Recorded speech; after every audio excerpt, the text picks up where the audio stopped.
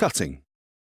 Before you perform any cutting, consider the shape of the kitchen and how the worktops are to be laid out, so that allowances can be made for things such as appliance positioning and edge details. When cutting the worktop to length, you need to use something that will enable a straight cut. In this instance, we're using a cutting track, but a straight edge or similar would be adequate. First of all, position the track on the surface and measure both the front and back of the worktop, repeatedly adjusting the guide so that the two measurements are the same.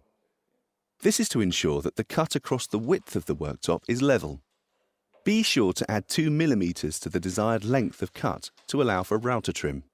Also check that the straight edge is perpendicular to the front edge.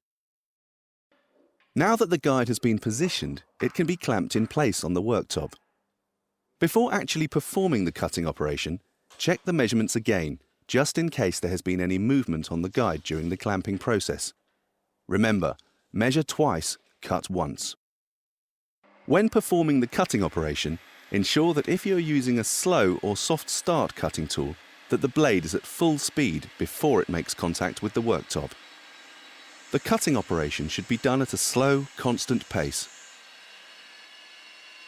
Our worktops do not have a wood substrate, which means that the blade is only cutting one type of material. This aids the consistency of the cut, as the resistance of the material is constant. With the use of good extraction, the dust produced during this cutting operation is kept to a minimum. Here is the result of the cutting operation. While the cut is straight and relatively clean, this finish would not be adequate for jointing to another worktop. The saw blade has left scoring marks on the solid surface, and this must be removed with a router trim to ensure successful jointing. In addition to a handheld circular saw, our work surfaces can be cut with other cutting tools. An example of another hand tool used is a jigsaw, which can be used for rough cuts when shaping or scribing worktops.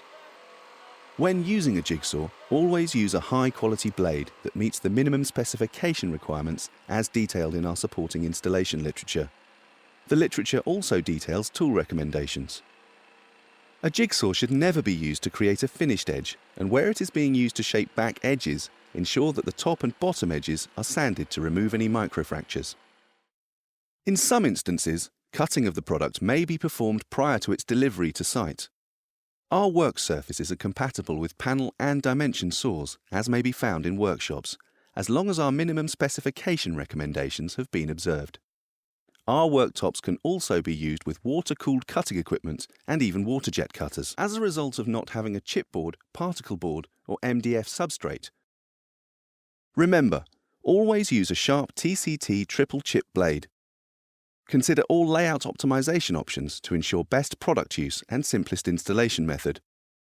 Saw cuts are not adequate for finished edges and will require further processes.